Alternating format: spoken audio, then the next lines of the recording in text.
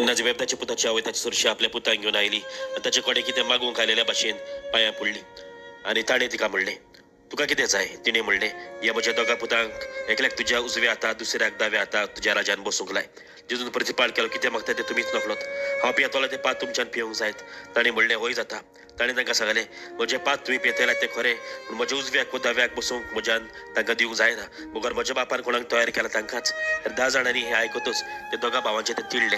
पूण जेजून तांकां आपणा चडशी आपूण हाडून सांगलें, अन भावाटे मदें ताचे अधिकारी तांचेर आपली पदवी जबरदस्तीन चलयतात. तांचे वडील आपले सत्तेचो भात तांचेर घालतात म्हूण तुमी जाणत. तुमचे भितर तशें जावचें न्हय. तुमचे मदें कोण व्हडलो जावंक सोदीत ताणें तुमचो सेवक जावचो.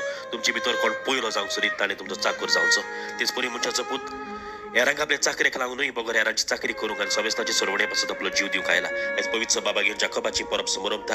तांणी वेता थंयसर जेजूक पुरगटलो. संवसारांत तो ल्हान जालो पूण स्वर्गांत ताका वयर उबारलो.